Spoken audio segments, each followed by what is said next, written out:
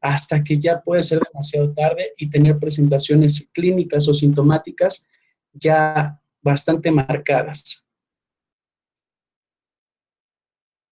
Mientras unos intentan olvidar, otros intentan recordar.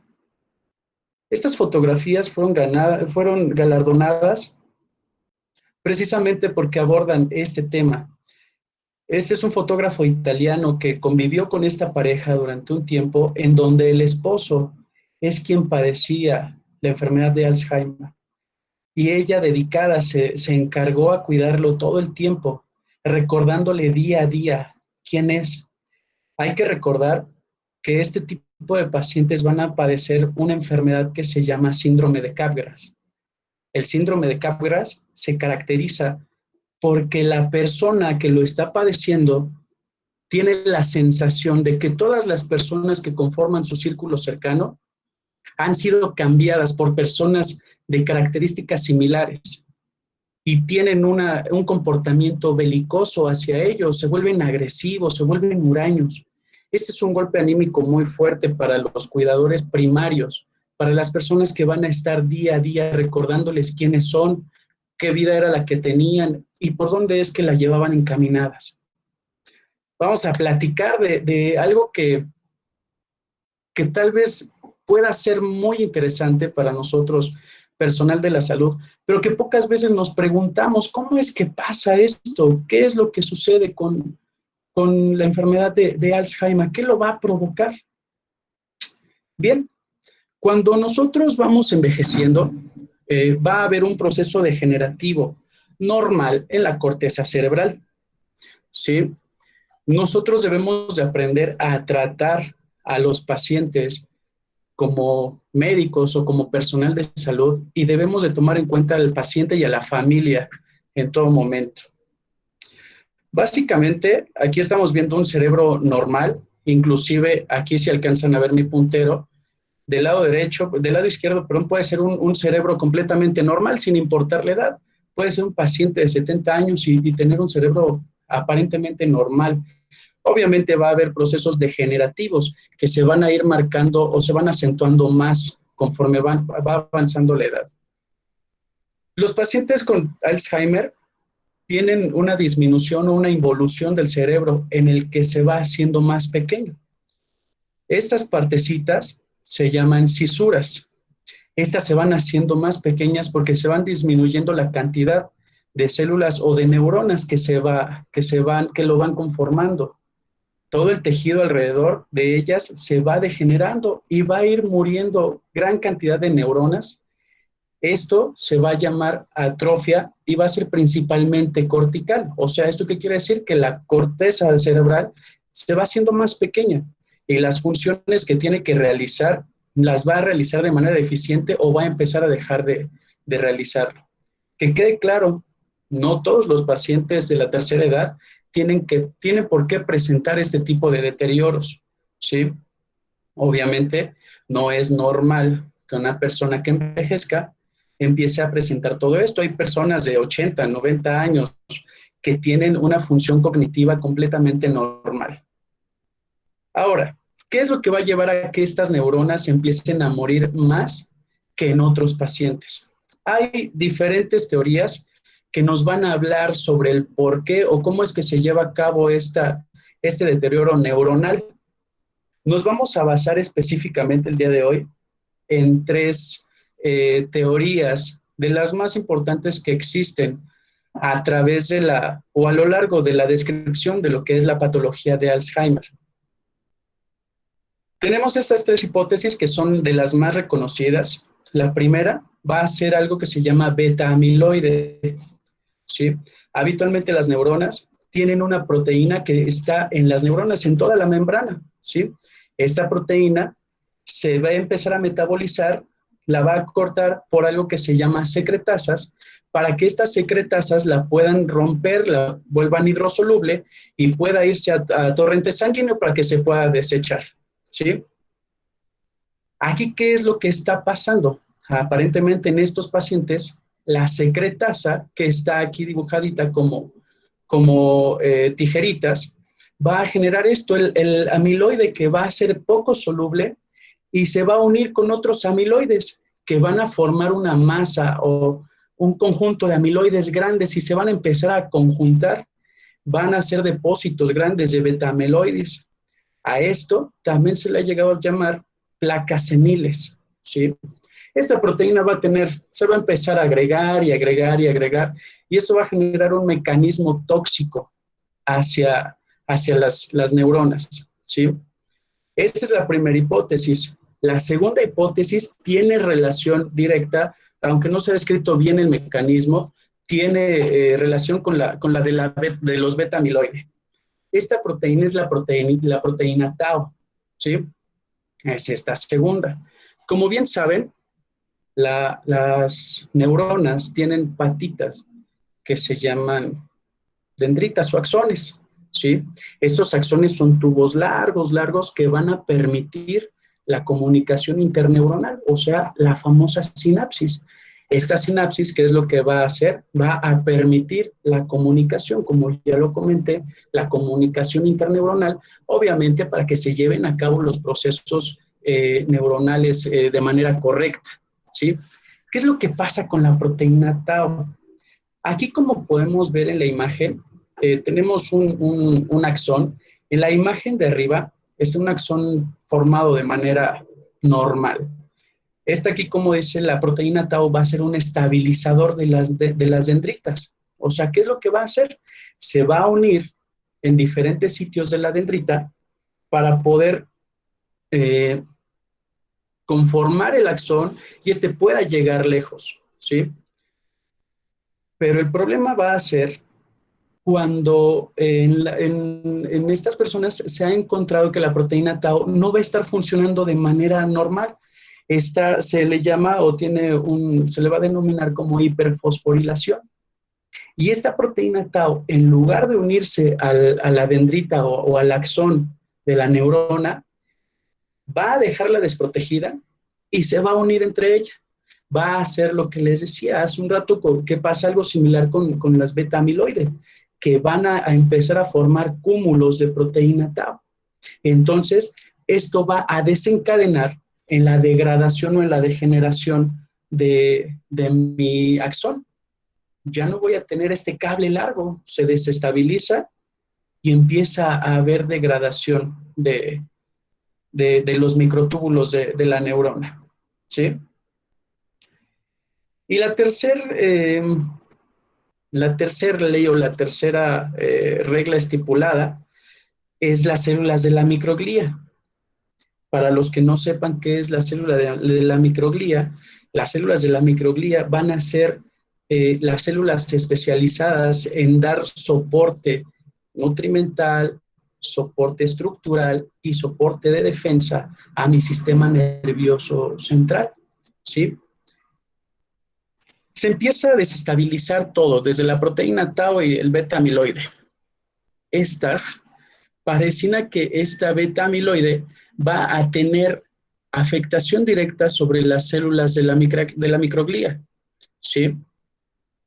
Estas van a tener, ya se los dije, funciones de defensa, pero por la acumulación de estas empieza a disfuncionar y empiezo a tener una gran actividad proinflamatoria, mediada principalmente por citocinas, interleucinas y factor de necrosis tumoral.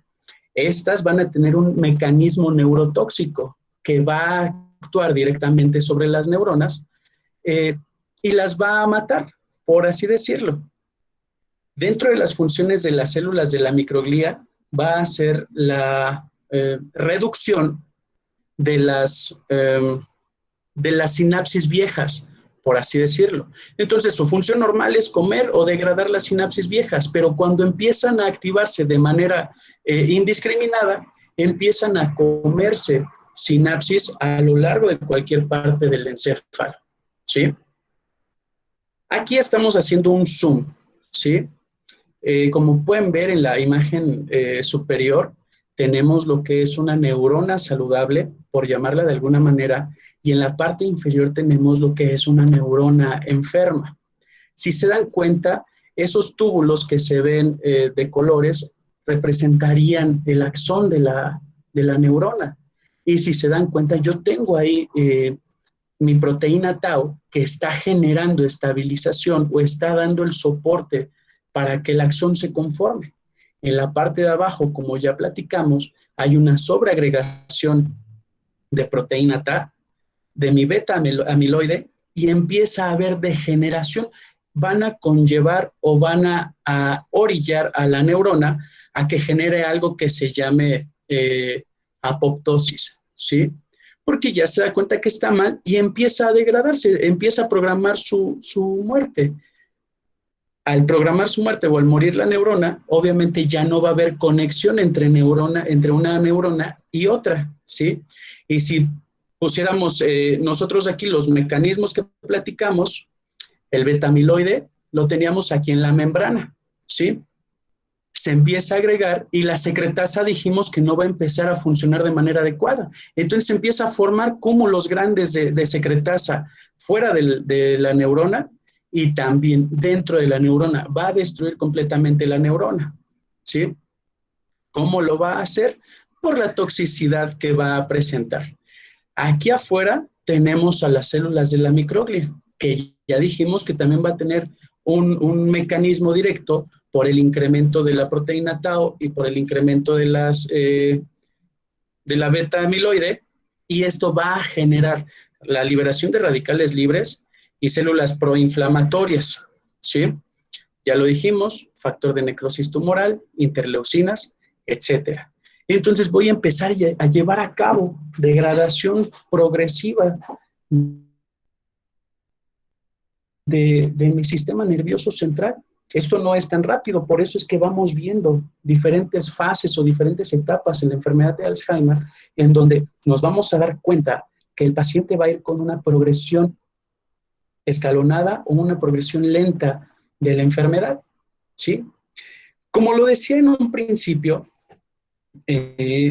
esta alteración o estas teorías sobre la alteración de la degeneración neuronal va a afectar cualquier región de la corteza cerebral, desde la región frontal, que se va a encargar del raciocinio, del lenguaje, del comportamiento, la región occipital, que es la región visual del encéfalo, mi región temporal, que junto con la frontal van a conformar el área de Broca, que va a ser parte de la comprensión o de la elaboración del lenguaje. También en el lóbulo temporal voy a tener la parte de la olfacción y del gusto. Entonces, cualquiera de estas regiones puede verse afectada, no va a haber una afectación específica. Tiene tendencia o va a haber una mayor relación a la lesión a la región frontal, pero no significa que va a ser la única región que se va a ver afectada. Podemos afectar cualquiera de las regiones corticales en el paciente con Alzheimer. Va a haber afecciones asociadas.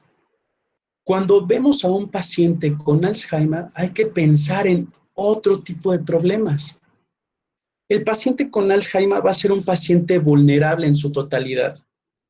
Va a ser un paciente que puede sufrir de abuso o de violencia. Y si tomamos en cuenta lo que platicábamos al principio o lo que les comentaba al principio, que el paciente que va a padecer esta enfermedad habitualmente es el paciente mayor de 65 años, pues ya estamos incrementando la vulnerabilidad de este paciente. Obviamente va a haber depresión, va a haber pacientes que son conscientes de su estado patológico, ¿sí? Hay pacientes que sí saben qué es lo que está pasando o que se dan cuenta de qué es lo que les está sucediendo, pero hay pacientes que no se dan cuenta de qué es lo que está pasando con ellas. Se están en una etapa de negación en donde ellos no están mal, pero se van a deprimir. Y va a haber, por lo mismo que les comentaba, un incremento en los accidentes del paciente. Ojo, aquí hay que recordar muchísimo esta parte, porque es vital o fundamental en el paciente con Alzheimer. Y ahorita les voy a explicar por qué. ¿Sale? Yo voy a tener parte de esto, de las afecciones asociadas. Hay que tener mucho cuidado, ¿sí? No todas las demencias o no todos los pacientes o todas las personas que empiezan con estos episodios de olvidos, va a ser o lo vamos a catalogar como Alzheimer desde un principio. Perdón, hay que pensar en otras cosas, como la demencia vascular. La demencia vascular va a ser una patología o es una patología que se asocia a alteraciones en la vasculatura del encéfalo, se asocia a microinfartos y se va a asociar a pacientes con estados hipertensivos mal controlados. De hecho, se dice que uno de los factores de riesgo, que los vamos a platicar más adelante, es el descontrol de la tensión arterial. ¿Se acuerdan que les decía? Hay que tener cuidado con esto del incremento de los accidentes en el paciente con Alzheimer. Ellos van a desencadenar o van a desarrollar algo que se llama síndrome de fragilidad. El síndrome de fragilidad no es que se vuelvan más delicados, sino que su cuerpo se vuelve más frágil y tiene una mayor tendencia a padecer cualquier tipo de lesión porque sus reservas metabólicas se están perdiendo, ¿sí? El paciente con Alzheimer hay que tener mucho cuidado con él, que de hecho es una de las recomendaciones que se hacen para el cuidado de estos pacientes. Va a tener alteraciones en los sentidos. Y recuerden algo, si nosotros afectamos nuestro nuestro sentido del gusto o del olfato, vamos a afectar de manera directa a la memoria. Hay autores que dicen que una persona sin olfato es una persona que no va a tener memoria, que va a tener tendencia con facilidad a olvidar las cosas. Y esto deben de recordar que el olfato o el gusto va de la mano del olfato, van los dos juntos.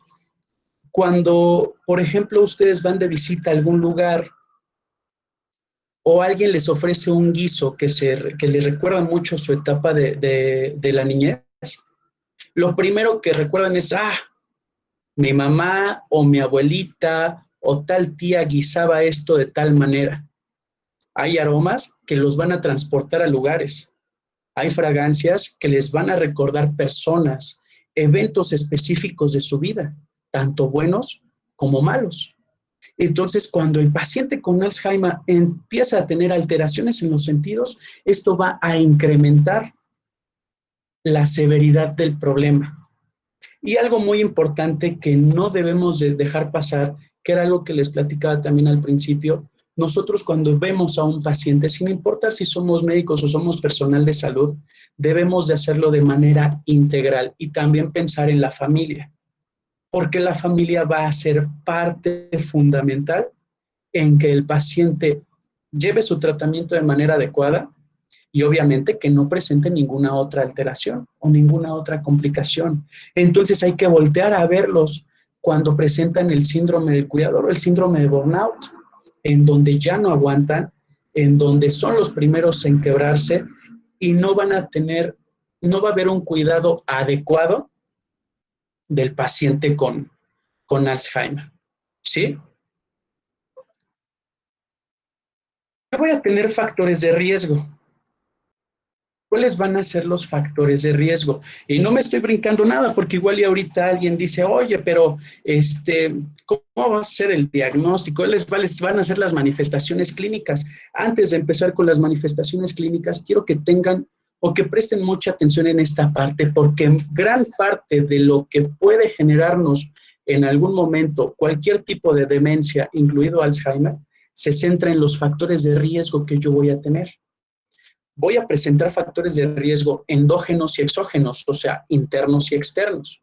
Dentro de mis factores endógenos voy a tener la presencia de alteraciones genéticas, específicamente en una apoproteína E, la ApoE, pero también se ha demostrado que las personas que tienen trisomía del cromosoma 21 tienen mayor riesgo. ¿Quiénes son los que tienen trisomía 21? Los pacientes con síndrome de Down. Un paciente con síndrome de Down que llega a una edad adulta, el riesgo de que padezca Alzheimer es muchísimo más alto que de un paciente que no tenga esta trisomía, ¿verdad? El sexo femenino, yo no sé qué es lo que han hecho las mujeres, que muchas de las enfermedades se caracterizan porque tienen mayor prevalencia en el sexo femenino que sobre el sexo masculino. Probablemente hay autores que te dicen que es por la producción hormonal, que incluso las hormonas, que de hecho son parte de estudios o de tratamiento experimental, hay pacientes femeninas, obviamente, a las que se les dan combinados de estrógenos, porque se cree que las hormonas tienen un efecto protector y cuando empiezan o cuando entran a esta etapa de la menopausia, al haber esta supresión hormonal, empiezan a haber la degeneración neuronal. Ya lo dijimos, pacientes mayores de 65 años, pacientes que fuman. Si ustedes son personas que fumen, pues vayan pensando. Recuerden que una de las causas o una de las cosas que provoca el tabaquismo es esclerosis. ¿Qué es la esclerosis? La incapacidad o la pérdida de la capacidad contráctil y de relajación de los vasos sanguíneos. Y si recuerdan, les decía que no todas las demencias van a ser Alzheimer, pero van a degenerar tal vez. Y una de las demencias es la demencia vascular. Si yo me meto con los vasos sanguíneos, pues obviamente voy a tener alteraciones en la irrigación del encéfalo. La obesidad y el sedentarismo se ha demostrado que tienen relación directa con la aparición de un bajo nivel educativo. Podríamos pensar que si eres pobre estás destinado a padecer Alzheimer, pero no va en ese sentido. Puede ser una persona de cualquier estrato social, pero a lo que se refiere con el bajo nivel educativo es que entre más estudies, entre más uses el cerebro, menos o menor probabilidad vas a tener de padecer esta enfermedad. Obviamente, recuérdenlo, órgano que no se utiliza se atrofia. Y si no utilizamos lo de aquí arriba, se va a atrofiar y en algún momento me va a generar o me va a predisponer a padecer esta enfermedad. ¿Sí? Y como les decía en un principio también, el estado hipertensivo del paciente nos puede generar esta alteración. Hay que tener mucho cuidado, perdón por la redundancia, pero hay que tener mucho cuidado con esto. Los factores estresantes para el paciente. Esta plática está centrada básicamente en pacientes de la tercera edad. Sin embargo, no significa que un paciente joven no pueda padecer la enfermedad de Alzheimer a una edad temprana. La realidad es que es mínimo el paciente joven que lo padece, que está asociado a alteraciones cromosomales, ¿sí? Cuando nosotros tenemos situaciones estresantes, recuerden que tenemos órganos de choque que van a responder hasta eso y que el estrés me va a generar algo que se llama estrés oxidativo. Y ese estrés oxidativo va a generar degeneración, valga la redundancia nuevamente, va a degenerar, en este caso, a mis neuronas. Si nosotros estamos hospitalizando a nuestro paciente geriátrico de manera recurrente, o ni siquiera recurrente, como una vez, hay pacientes adultos que les estresa el hecho de pensar que va a estar hospitalizado, que los estresa, perdón, el hecho de pensar que tienen que ir a una revisión. El que los sometamos a mudanzas frecuentes. Hoy en día, pues nos damos cuenta que en nuestra población mexicana es difícil que sometamos a mudanzas frecuentes a nuestro paciente geriátrico, o sea, que lo estemos mudando de casa. Ojo, las mudanzas frecuentes también incluye que los hijos estén regresando a casa, ¿sí? Porque el paciente geriátrico jamás pierde ese rol protector, jamás pierde ese rol de son mis hijos o es mi hija, son mis nietos, etcétera, y le va a generar estrés el que se estén mudando la familia para con ellos. Entonces, si ustedes quieren a sus papás, los que todavía no sean abuelos, pues no se estén mudando con ellos, ya mejor váyanse de su casa y dejen en paz a sus padres, ¿sí? Y algo muy curioso, que incluso lo maneja el autor, es que el paciente con Alzheimer no pierde la capacidad de la interacción social, ¿sí? ¿A qué me refiero? No pierde estos hábitos de cortesía, el buenos días, buenas noches, sin importar quién sea.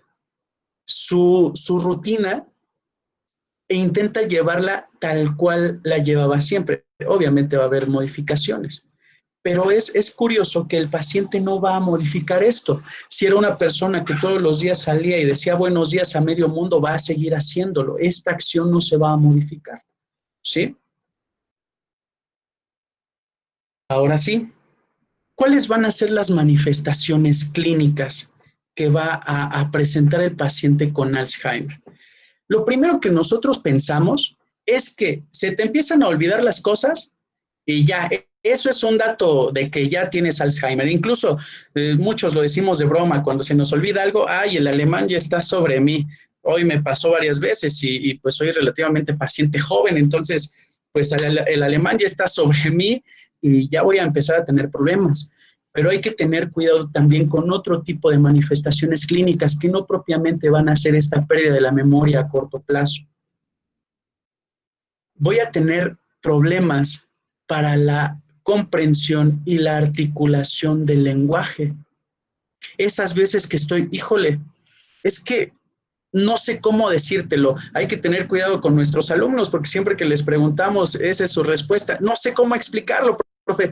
Aguas, puedes tener Alzheimer o principios de, pero esta incapacidad de comprender, una cosa es que tengan bradilalia o bradilalia, que es esta que empezamos a hablar como cierto personaje de la política mexicana, y otra cosa es que haya incapacidad para la comprensión y la elaboración del lenguaje, ¿sí? Son dos cosas completamente diferentes. A uno tal vez le dieron un zape y por eso quedó así, pero en el otro paciente hay procesos degenerativos a nivel neuronal. Hay incapacidad para la orientación. Saben cómo llegar probablemente, pero ya le dieron 3 vueltas de más a la misma manzana. No saben hacia dónde está el norte o hacia dónde está el sur, empiezan a perder esta capacidad para orientarse y tienen alteraciones en la organización, no pueden organizar, les cuesta mucho trabajo tener organización, ya sea personal o en el trabajo, pero va a empezar a haber este tipo de alteraciones, ¿sí? Hay algo, chicos, que se llama disfunción del procesamiento visual ascendente, ¿sí? Esto va a ser de las primeras manifestaciones o lo vamos a conocer como Alzheimer temprano. En este vamos a empezar con lo que les platicaba, esta alteración para la comunicación y va a haber algo que se llama síndrome asimétrico distónico asimétrico, ¿sí? ¿Qué quiere decir este síndrome? Voy a empezar a presentar parálisis completas de alguno de los dos lados del cuerpo.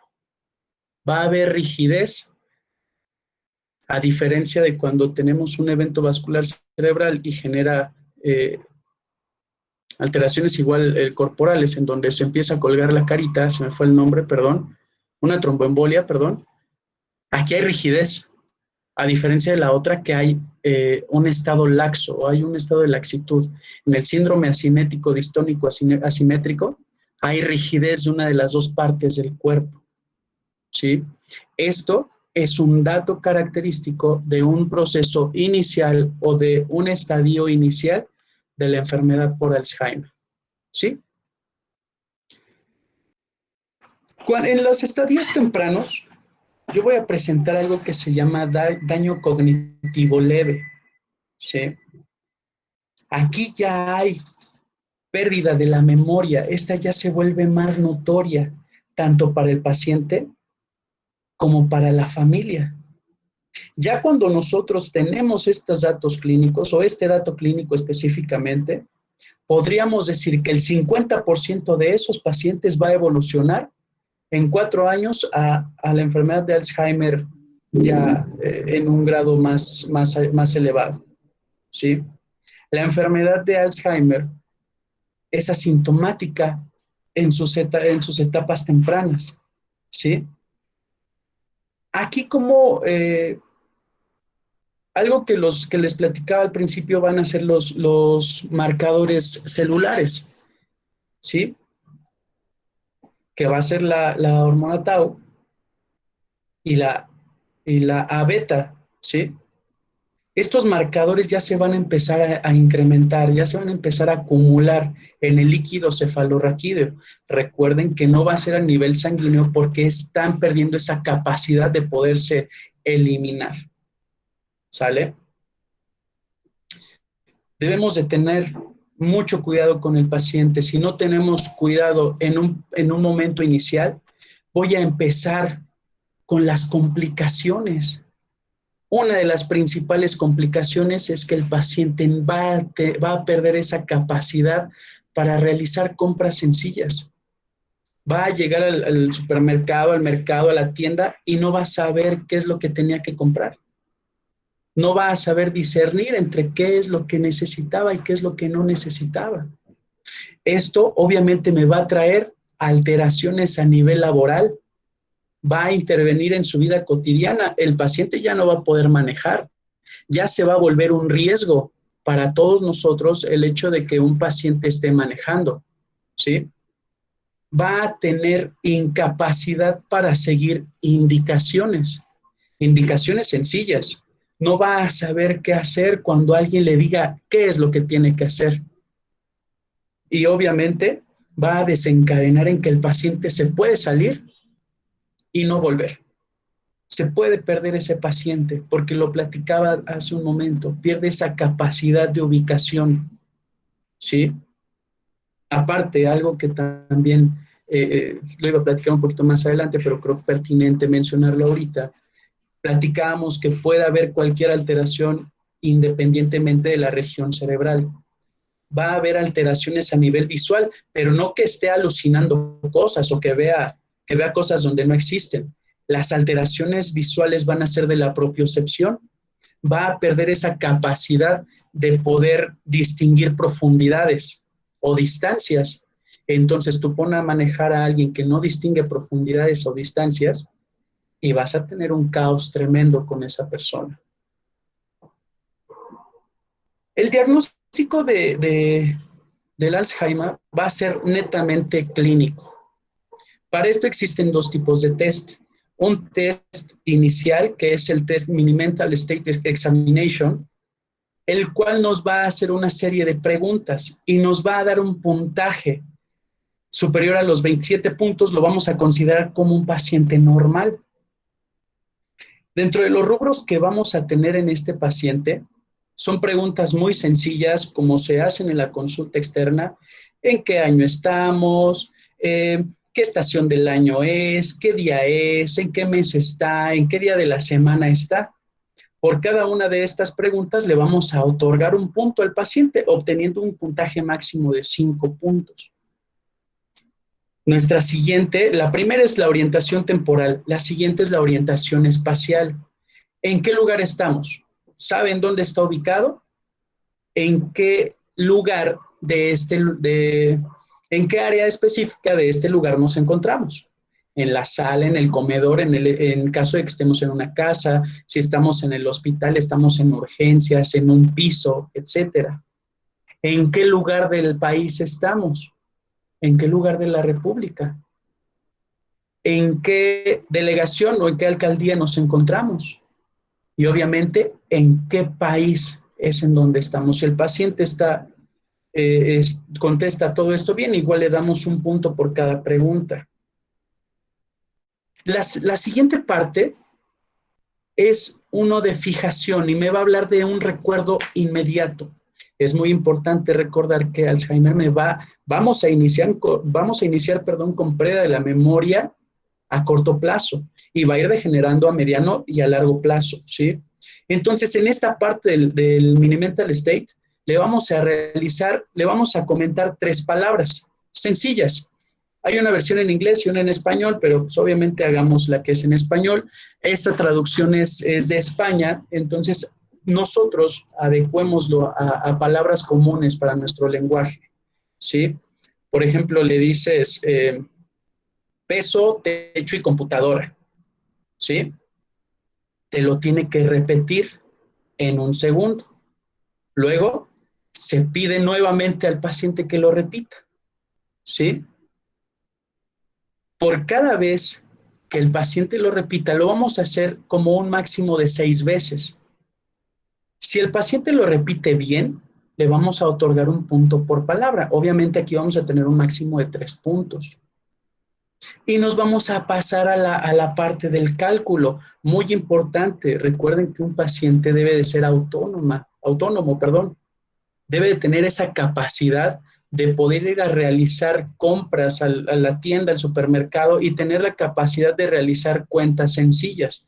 Obviamente no le voy a pedir que despeje X, ¿verdad? Pero sí le voy a decir que si tengo 30 pesos y le quito 3, ¿qué valor me va a dar? Una vez que me dé ese valor, le vuelvo a hacer otra pregunta, pero vamos a ir disminuyendo de 3 en 3 por 5 veces, ¿sí? Si tengo 30 y le quito 3, tengo 27. Y si le quito 3, tengo 24. Y si le quito 3, tengo 21. Así sucesivamente. Si el paciente lo puede hacer de manera rápida y de manera correcta, le vamos a dar un punto hasta llegar al 18. O sea, 5 veces le vamos a hacer esta pregunta. En la siguiente, nuevamente, ¿cuáles fueron las 3 palabras que le dijimos al paciente que tenía que recordar? Y él tiene que decirte nuevamente esas 3 palabras. Aquí es donde muchos ya van a empezar a tener alteraciones, ¿sí? E incluso en la parte de atención al cálculo. Después le vamos a mostrar cualquier utensilio que se encuentre en el lugar en el que están. Un lápiz, una mesa, una silla, y él tiene que preguntar, y nosotros le tenemos que preguntar qué es y para qué sirve.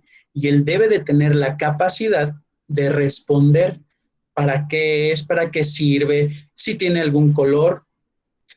Le vamos a pedir que repita frases sencillas. Ni sí, ni no, ni pero. ¿Sale?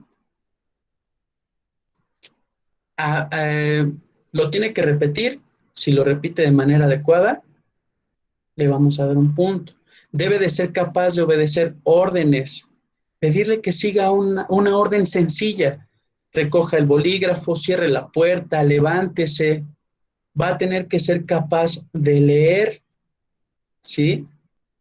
Le vamos a pedir que una vez que leyó, cierre los ojos y que recuerde la frase que fue que le pedimos que leyera.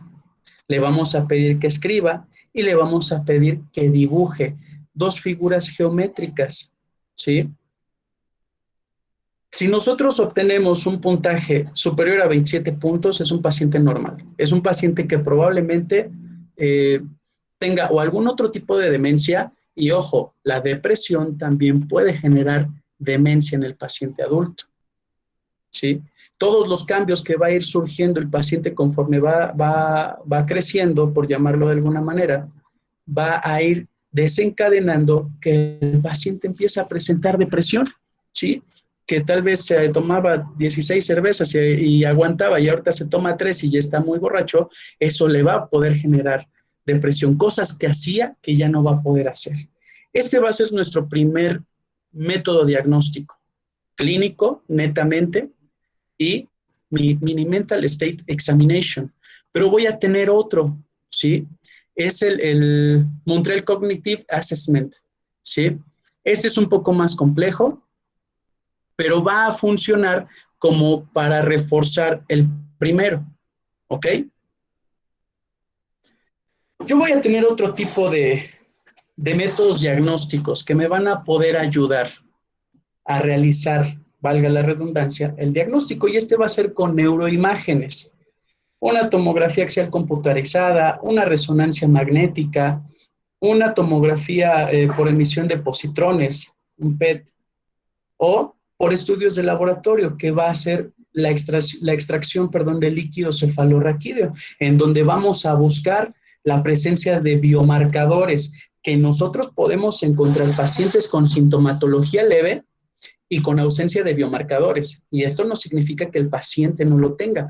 Habrá que buscar. Para eso me van a servir estos métodos diagnósticos por imagen, para descartar o confirmar la presencia de microinfartos a nivel de encéfalo, para ver si no hay presencia de alguna tumoración a nivel de encéfalo, que es lo que me esté generando estos cambios actitudinales, porque el paciente con Alzheimer va a tener esta característica también. De repente va a ser un paciente que puede estar muy agresivo y de repente volverse lo más dócil que puedas encontrar. Recuerden que va a haber tumoraciones que me van a generar alteraciones en el estado conductual.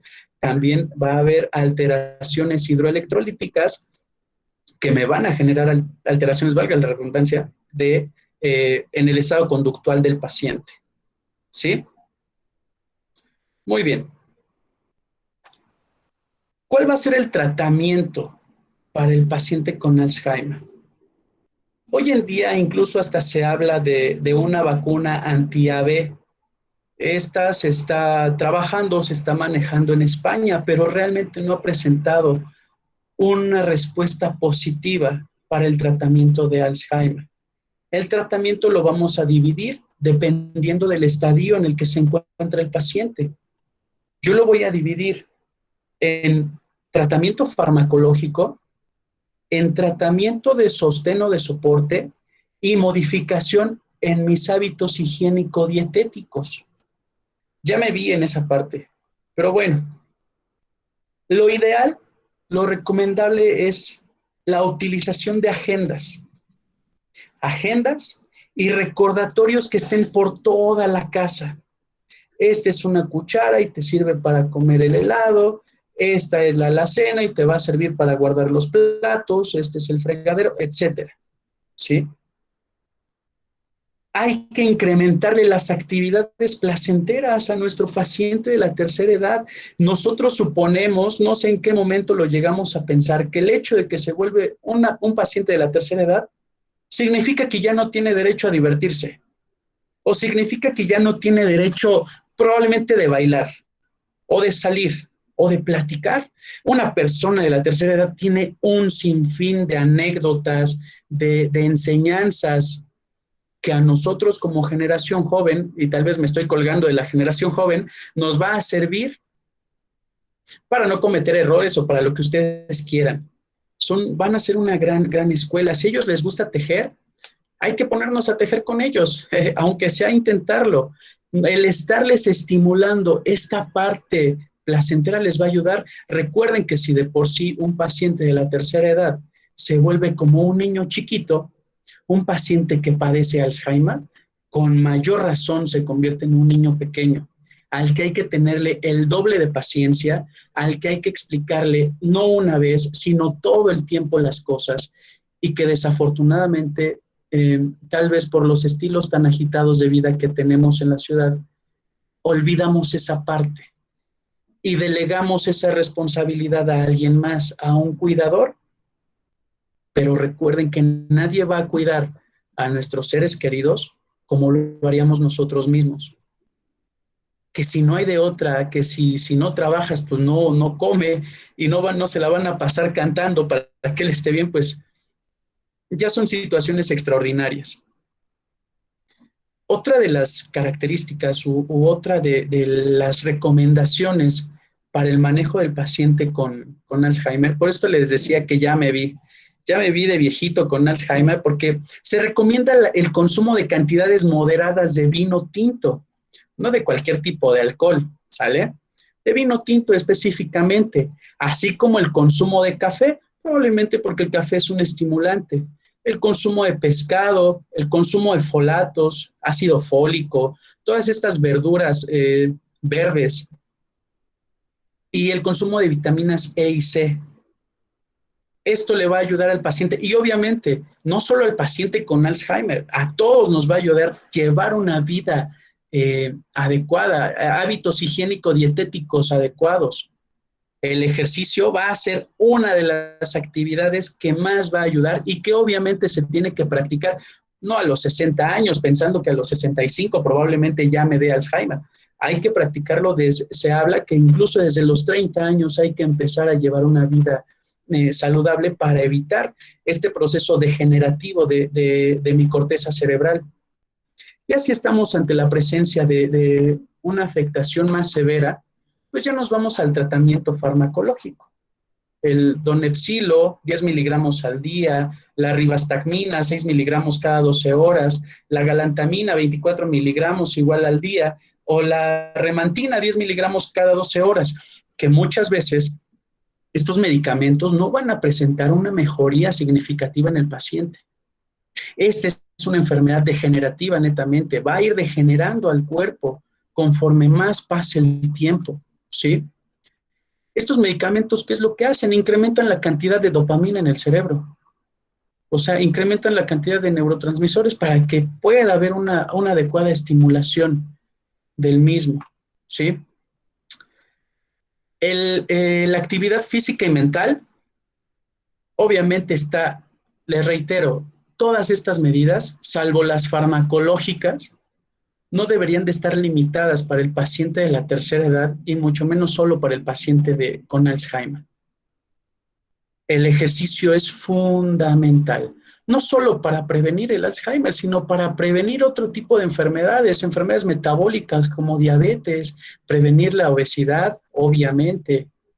El uso de juegos de mesa, rompecabezas, memoramas, sopa de letras, todo este tipo de actividades que van a estar estimulando a la corteza cerebral para que esté pensando, para que esté ideando, para que esté viendo cómo poder resolver ese problema.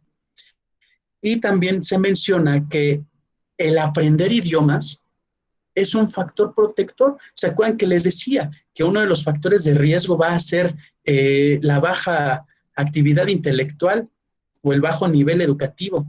El aprender un idioma te va a ayudar a estimular la corteza cerebral y que haya un proceso degenerativo menor que en una persona que no lo puede realizar.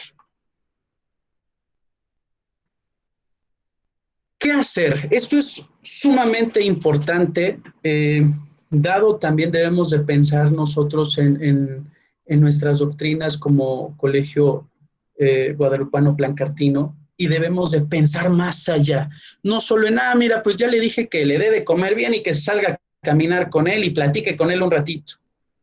Tenemos que hablar también con el paciente y con la familia y hacerles entender que habrá que tomar decisiones complicadas en un futuro. Reitero, el paciente con Alzheimer va a ser un paciente que va a tender a la degeneración, ¿sí? Va a ser un paciente que tarde o temprano, desgraciadamente, va a morir. Y entonces debemos de hablarle de estos tres aspectos importantes. Decisiones médicas. Hay que platicarle el estado en el que se encuentra y al que puede llegar.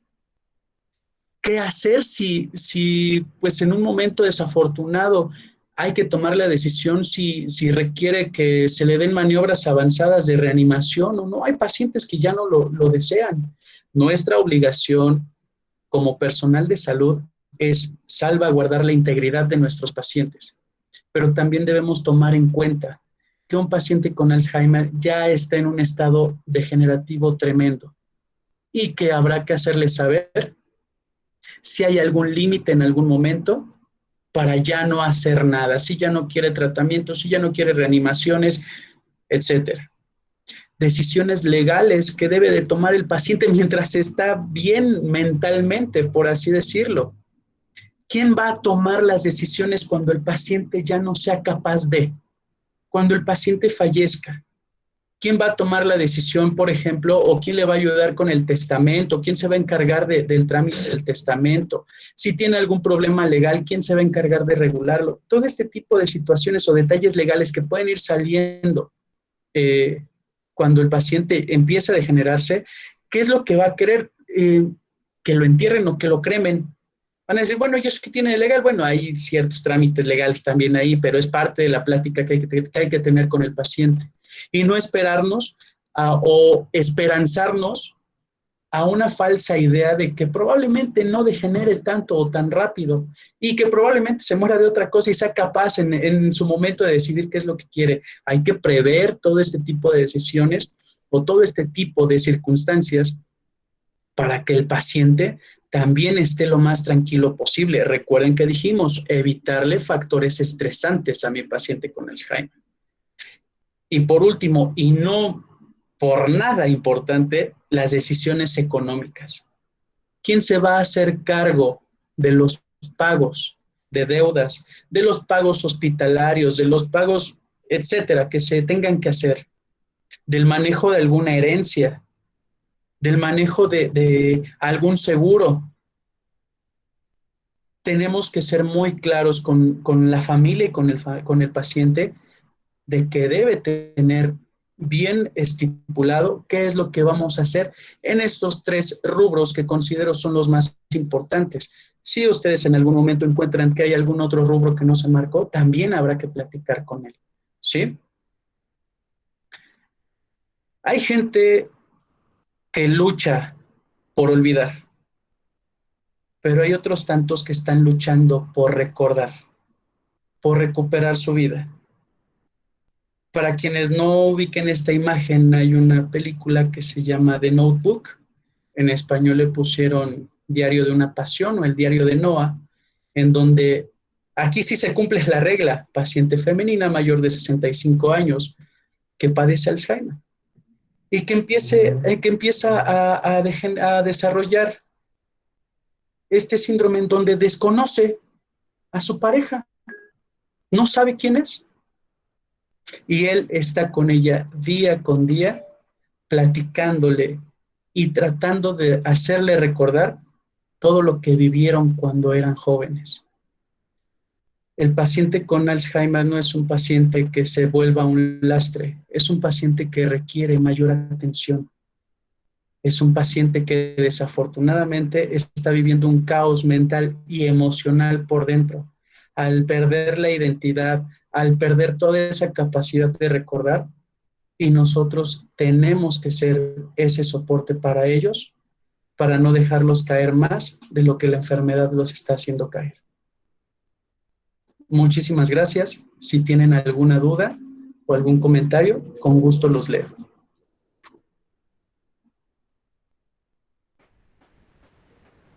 Bueno, al parecer no tenemos una pregunta realizada a través del chat. Bueno, sí, ya empezaron a preguntar. A ver. Ahorita leo la pregunta de Eduardo. Nos dice Eduardo Jiménez. Dice, yo tengo una duda en cuanto a la fisiopatología. Menciona que se debe a la afección neuronal, pero ¿este deterioro neuronal tiene un patrón de afección? Es decir, ¿comienza en alguna región en particular de la corteza o el daño es en general? No, Eduardo, es una muy buena pregunta, aunque al principio lo comenté. Puede haber afectación en cualquier región de la corteza cerebral, pero va a tener predilección por la región frontal, ¿sale? Es en donde se van a empezar a ver los cambios iniciales, pero puede tener afectación en cualquier región de la corteza cerebral. Hay que recordar que las proteínas A, B y la Tau, perdón, no van a ser secretadas en una sola área del encéfalo. Estas son secretadas en todas las partes que tengas tú cuerpos neuronales, ¿sale? Entonces, si recordamos un poquito ese proceso fisiopatológico, estamos hablando de la acumulación tanto de mi proteína AB como de mi tau, ¿sale? Bueno, la alumna Estefanía pregunta si hay alguna clínica de ayuda para la enfermedad de Alzheimer. Sí hay clínicas de ayuda. Hoy en día existen centros que son, ¿cómo decirlo? Como asilos especializados para pacientes con Alzheimer.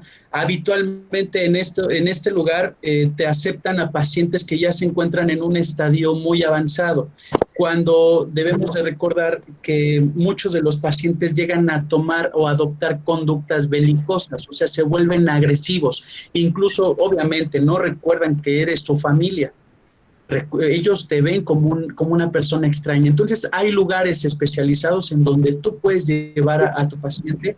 Obviamente, entre más bonito este lugar, va a ser más caro, pero debes de también tomar en cuenta lo que les decía en un momento. Uno de los grandes riesgos que va a presentar el paciente con Alzheimer va a ser el abuso, dado que muchos de ellos ya no tienen esa capacidad de poder expresar qué es lo que está pasando. aquí sí sería mucho de tener cuidado a dónde los llevas e investigar bien al lugar a donde lo estás llevando.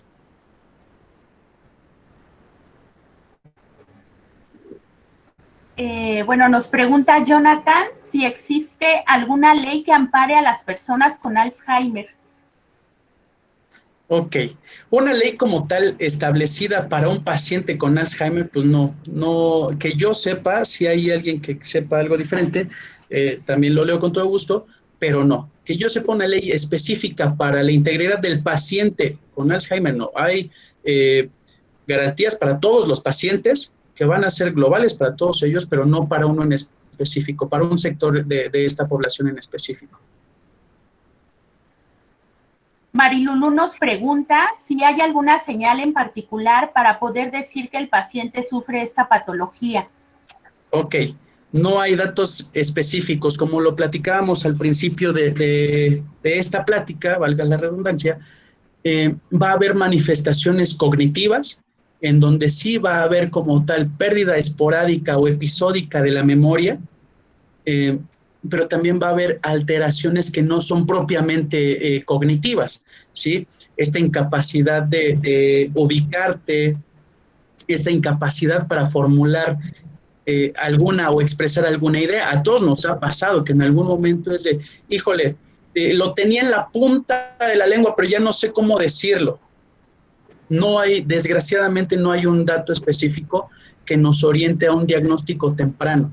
En cuanto empecemos a ver algún cambio o que cumpla con alguno de los factores de riesgo el paciente, ahí hay que empezar a voltear a ver. Les decía, paciente mayor de 65 años, hay que voltearlo a ver, ¿sí? Que tenga una vida normal. Por ejemplo, de hecho, si no me equivoco, la Asociación Mexicana de Geriatría te dice que todo paciente de la tercera edad, sin importar que padezca alguna enfermedad crónico-degenerativa, siempre y cuando sea capaz de realizar su vida cotidiana normal, o sea, que sea capaz de realizar compras, que sea capaz de realizar sus quehaceres domésticos, se considera un paciente sano, ¿sale? Jocelyn pregunta, ¿cómo se puede prevenir el síndrome de Burnout en el cuidador primario, en el caso de que únicamente este sea el cuidador y no se cuente con alguien más? ¿Se puede realizar algún ejercicio en conjunto con el paciente o algo parecido? Qué buena pregunta. Fíjate que el síndrome de burnout afecta principalmente a los cuidadores o al personal de salud que tiene una orientación humanista, básicamente enfermería y trabajadores sociales.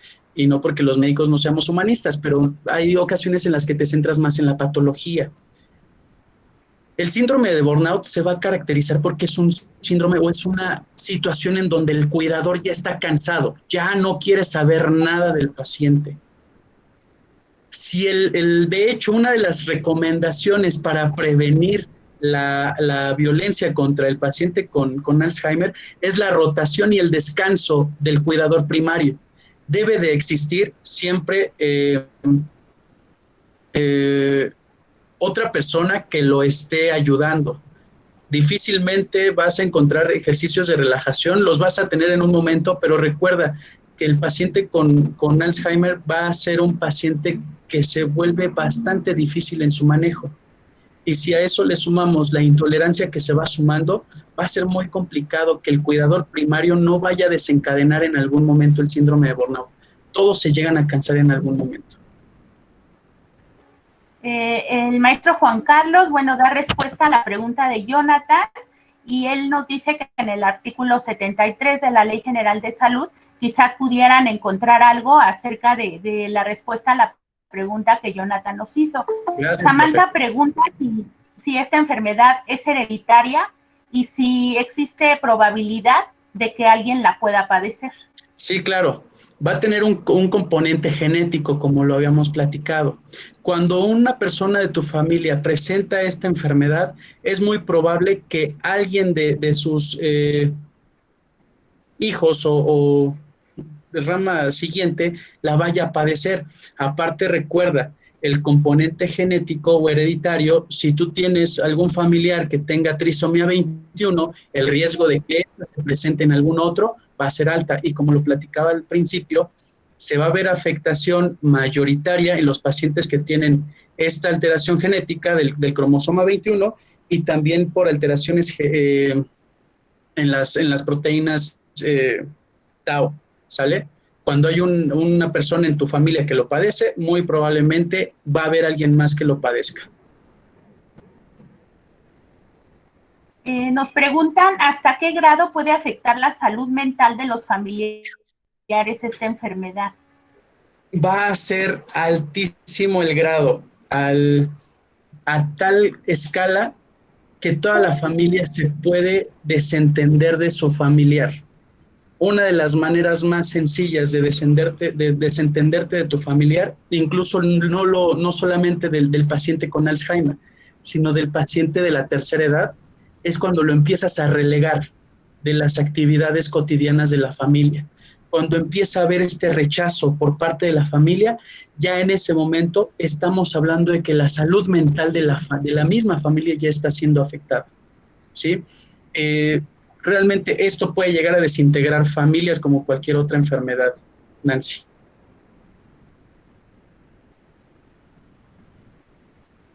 Bueno, nos preguntan si esta pérdida de la memoria tiene lapsos o es únicamente cuando la patología ya se encuentra presente como tal. No, mira, y fíjate, respondiendo también, perdón maestra, la pregunta de Magali, que si pueden presentar algún síntoma leve antes de los 65 años, sí, Magali. Sí. No propiamente, o sea, la edad es un factor predisponente, es un factor de riesgo. Inclusive los autores te manejan que si tú cumples 90 años, es un factor preventivo. Si llegas a los 90 ya no te va a dar Alzheimer, pero realmente ¿quién va a llegar a los 90? Recuerda que vamos a empezar a presentar estas pérdidas tal vez temporales o graduales del estado de la memoria. Es lo que les decía. El título de esta plática fue ¿Dónde dejé las llaves? A todos se nos olvida en algún momento algo tan básico y sencillo. ¿Dónde dejé las llaves? ¿Dónde dejé la mochila? ¿Dónde dejé el cuaderno? Etcétera. No significa que tú ya vayas a tener Alzheimer, pero son datos que si ya se vuelven recurrentes, Magali y Lulu, vas a tener que pensar en que ese paciente probablemente tenga alguna alteración neurológica. Y ojo aquí, chicos, les dije al principio, no todas las demencias van a ser secundarias a Alzheimer. También hay que pensar en algunas otras patologías. De las más comunes es la demencia vascular. En la mayoría de los mexicanos tiene este combo ganador de diabetes con hipertensión y la mayoría de los mexicanos tiene malos hábitos higiénicos y dietéticos, incluidos cuando ya están en tratamiento para estas enfermedades. Entonces, si tú tienes hipertensión, puedes presentar datos, pero no propiamente tiene que ser Alzheimer. Debes de prestar atención a ellos y voltear a ver cuando se vuelven ya recurrentes, cuando ya es algo más de lo normal. Y si se acuerdan, les decía que cuando ya no solo el paciente, sino la familia, también se está dando cuenta de estas alteraciones en la memoria. Viridiana Zavala nos pregunta en relación al tratamiento, ¿qué se puede hacer en el caso de sobredosificación o ingesta accidental en este tipo de pacientes? Muy bien, muy buena pregunta. Cuando nosotros no podemos dejar al paciente con Alzheimer solo, ¿sí? Recuerden que hay una alteración, si incluidos los pacientes con diabetes se les olvida tomarse sus medicamentos, ahora imagínate un paciente con Alzheimer. Cuando un paciente presenta sobredosificación, hay que ver primero la dosis de los medicamentos que está tomando, porque estos también pueden presentar alteraciones o efectos adversos tranquilos, como es diarrea, vómito, náuseas, pero también pueden generar alteraciones neuromusculares, ¿sí? En todo caso, tendrías que llevártelo, debes de tener un control exacto de los medicamentos para saber cuál fue la cantidad que se tomó. Porque si tú vas y dices, es que yo tenía un frasquito aquí, pero no sabía cuántas tabletas hay, y ahorita hay 14, y resulta que tenías 15 o 16 tabletas, pues probablemente no estás llegando a una sobredosificación, a una dosis letal del paciente. En este caso, el manejo es hospitalario de los pacientes con sobredosificación meridiana. No hay algo que tú puedas hacer en casa. Si tiene poco tiempo que lo ingirió, pues puedes provocar el vómito del paciente, pero si no, la hospitalización es la opción. Y también recuerda que dependiendo del grado de afectación, puede también verse comprometida la movilidad del paciente o inclusive la realización de alguna maniobra para que vomite el mismo, ¿sí? Bueno, sería nuestra última pregunta. No sé si alguien de los docentes de la Escuela de Enfermeras de Guadalupe quisiera hacer alguna anotación, algún comentario acerca de la plática.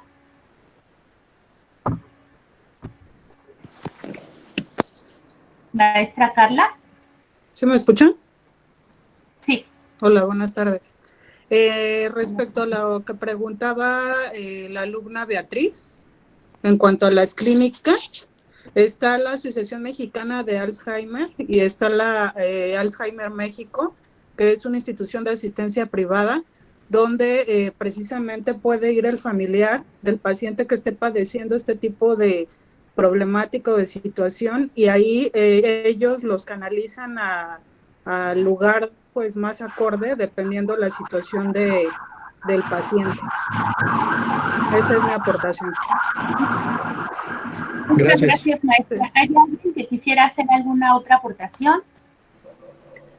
Bueno, yo quisiera comentar que en el Alzheimer, como en cualquiera de las otras enfermedades, desde luego lo más importante es la promoción, la prevención y la protección. Si nosotros empezamos a trabajar con nuestros estilos de vida, con nuestra alimentación, etcétera, no nos agarrará como el COVID, con un 47% de diabéticos, hipertensos y demás, que es lo que nos está ocasionando tan severos problemas. Realmente tenemos que cambiar nuestro chip y en vez de estar cuidando la enfermedad, tenemos que estar haciendo promoción, prevención y protección a nuestra salud. Esa sería mi aportación. Muchas gracias, maestra Elvia. Y bueno, pregunta a Jocelyn, la última pregunta que estaríamos abordando en esta tarde. Una persona con Alzheimer, ¿cuánto tiempo llega a tener de vida una vez dado el diagnóstico positivo a este? Hay que recordar que cuando nosotros empezamos a notar los primeros síntomas, para que el paciente desarrolle ya la enfermedad como tal, pueden pasar hasta 4 años. Hay bibliografías que te manejan que el paciente ya en un estado avanzado puede tener una sobrevida de 2 a 3 años, ¿sí? Pero también hay bibliografías que te dan una esperanza de vida más alta de hasta de 10 años en el paciente con Alzheimer en una etapa avanzada.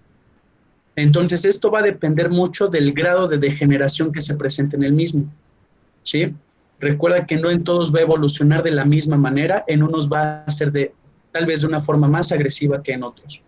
Y que probablemente la medicación o la modificación de los estilos de vida también sean coadyuvantes para el tratamiento. Les decía hace un momento que en las pacientes femeninas se utiliza la combinación de estrógenos y también hay estudios que te hablan de la utilización de AINES para el manejo del paciente con Alzheimer, pero son estudios que realmente no han mostrado una eficacia como tal. Son todavía estudios, incluso se mencionan estudios a doble ciego, en donde se dan placebos y en donde se dan los fármacos ya mencionados, y los que están bajo medicación llegan a presentar complicaciones y los que están con placebos se comportan de una manera normal. Muchas gracias, doctor. Madre Orte, quería hacer un comentario. Sí, yo, aparte de agradecer al doc Miguel, quería retomar aquello de las técnicas, profe. Hablábamos antes de iniciar la sesión de la importancia de las técnicas que nos ayudan a ir corrigiendo un poco, o no sé si retrasando o aplazando a lo mejor la aparición de los síntomas en el momento, en el caso de que se fuera a desarrollar esta patología, esta enfermedad. Usted hablaba de la importancia de ejercitar el órgano, ¿no? Nuestros órganos. Y un órgano que yo creo que es de los más importantes, pero y que depende o tiene mucha relación con esta patología, pues es nuestro cerebro. Entonces, la importancia de que nosotros, como me voy a poner como usted también en el área de los jóvenes y decir que la importancia de que todos los que tenemos menos de 60 años, por ejemplo, pero nunca es tarde para hacer ejercicio y ejercitar el músculo, los músculos internos y los externos, por supuesto. Entonces, lo importante de todo esto es como empezar a adoptar hábitos saludables, ubicar algunas técnicas que nos ayuden a nosotros a ir aplazando los síntomas. Si me permiten, quisiera hacer una presentación de 2 laminitas nada más, en donde parte de a lo mejor de la técnica de enfermería y de lo que nosotros somos, ya ni siquiera para nuestros pacientes, para nosotros mismos, cómo estaríamos o qué técnicas estaríamos utilizando nuestra actividad mental para ir construyendo, ¿verdad?, diferentes redes neuronales, etcétera. Y esto nada más, les quiero presentar estas 2 diapositivas porque son parte de una presentación que Dios mediante tendremos en el mes de octubre y es de gimnasia cerebral, algo muy importante que considero que nos puede ayudar para nuestros pacientes pero sobre todo para nosotros mismos. Entonces, miren, no se me vayan a ir, yo les voy a presentar ahorita, solo son 2 y podría ser a manera de ejercicio, ¿verdad? A manera de ejercicio que, déjenme ver,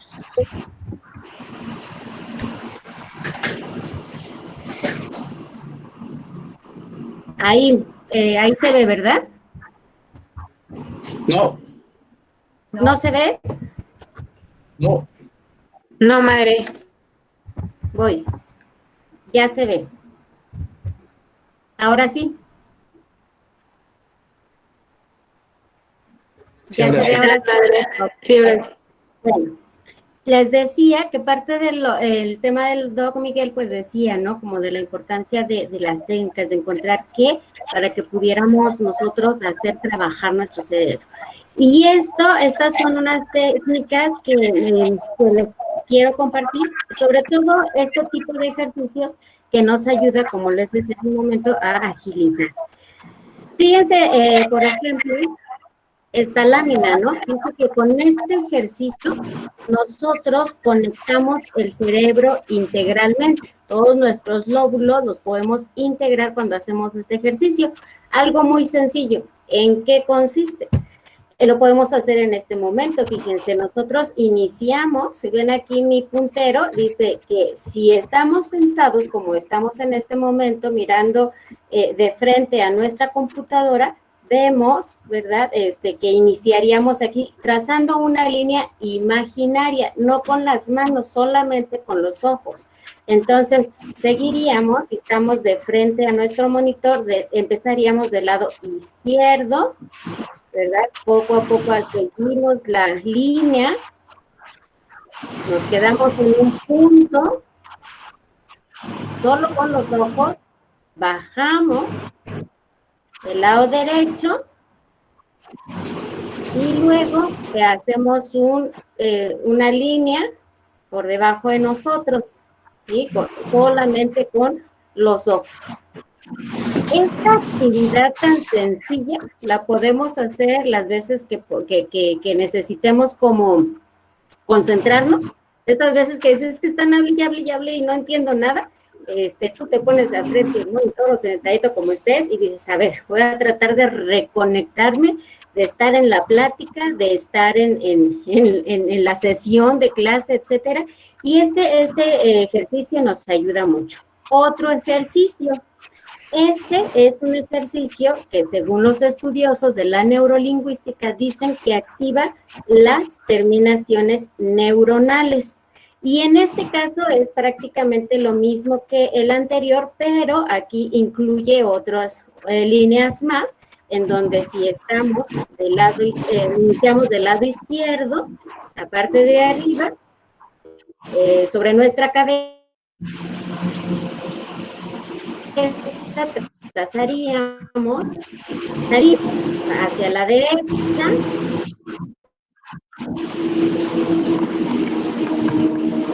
nosotros hacia el lado derecho,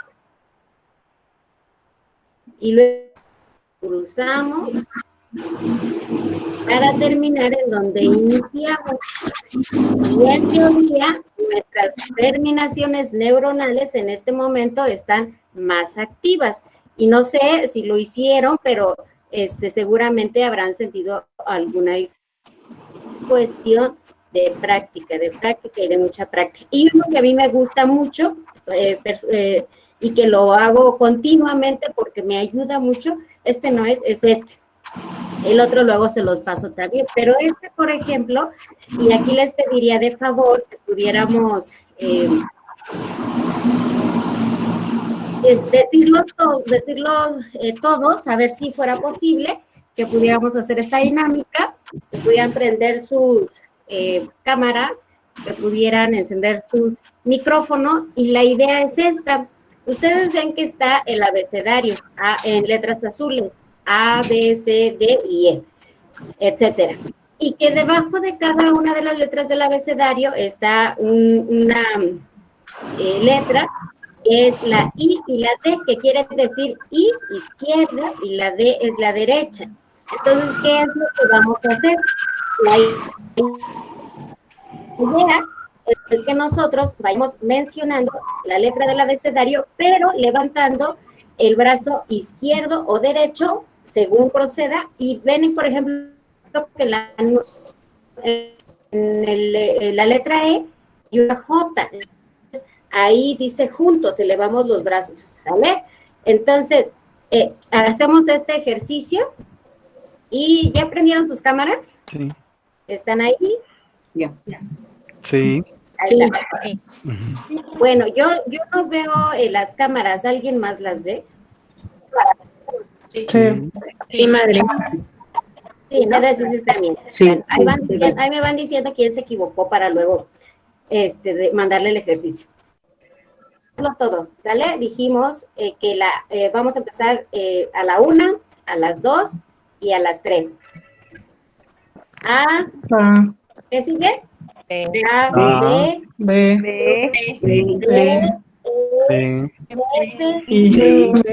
F, F, H, J, H, H, O, L, M, M, L,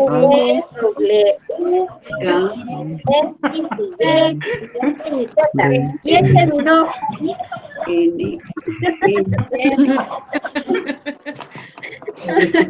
¿Cómo ves, doctor? ¿Sí lo hicieron bien? Necesitamos práctica. No, sí, necesitamos un poco de práctica, pero este tipo de actividades, maestros, alumnos, nos ayudan mucho a concentrarnos, a integrar nuestra atención, ¿verdad?, en alguna actividad concreta. Insisto, estamos ahorita en una situación bastante severa en muchos aspectos. La tecnología muy amigable nos está ayudando a que podamos trascender esta situación. Entonces, busquemos herramientas que nos ayuden a que este momento pues sea más llevadero. Y estas técnicas, insisto, pues son muy acordes a lo que el doctor nos decía en la conferencia. Entre más hagamos prevención, ¿verdad?, menos resultados no deseados tendremos en un futuro. En este momento muchos dirán, bueno, tendríamos que estarnos capacitando para conocer más la enfermedad del coronavirus. Sí, es una situación que es muy emergente, pero también es real que hay que darnos espacios para pensar, para platicar, para no descuidar también otras realidades. Y una realidad es que las enfermedades mentales están al día y que van en aumento. Entonces, hagamos lo posible, ¿verdad?, para que desde la edad que cada uno tenga, bueno, reconsideremos qué hábitos nos ayudan a tener un mejor desarrollo cerebral en este caso. Es lo que yo quería decir, maestra Claudia, y pues muchas gracias. Muchas gracias, madre. Bueno, doctor Miguel nos ha invitado a abordar un viaje rápido y completo acerca de la enfermedad de Alzheimer, considerando que esta enfermedad se ha convertido en una prioritaria y urgente necesidad dentro del campo de la investigación. Urge encontrar tratamientos que al menos frenen un devastador avance, al tiempo que se facilitan y mejoran también los cuidados de los pacientes para que se consiga vencer esta enfermedad. El Alzheimer, como bien lo nombró usted, es una pandemia sanitaria del siglo XXI, pues ya que cada 10 personas alrededor de los 60 años padece esta enfermedad que genera rupturas sociales, laborales, económicas e incluso problemas de pareja, como ya lo habíamos escuchado, por mencionar algunos. No olviden la importancia fundamental de cuidar al que cuida. Recuerden siempre que las personas mayores son la memoria de un pueblo y maestros de la vida. Cuando una sociedad no cuida a sus ancianos, niega sus propias raíces y simplemente sucumbe. Por ellos, por ti, recuerda sus sentidos. Hemos terminado la conferencia virtual de esta tarde, en conmemoración con el Día Internacional del Alzheimer, celebrado el día 21 de septiembre. Esperamos que hayan tenido una excelente jornada de reflexión y aprendizaje en este problema de salud pública. Muchas gracias por su participación y muchas gracias al doctor Miguel y a todos los que nos acompañaron esta tarde. Muchas gracias a ustedes por estar aquí. Cuídense. Gracias, profesor. Gracias, doctor. Gracias. Cuídense todos. Hasta luego. Hagan ejercicio. Gracias, profesor. Gracias. Háganse a correr y tomen vino, tomen mucho vino, el fin es viernes. Seguiremos su consejo. Voy a cortar aquí la transmisión ya, porque... Adiós. Muchas gracias. Ándale. Gracias, doctor. Gracias a ustedes, cuídense. Eso, Gracias. profe. Muy bien, profe. Ahorita lo alcanzo.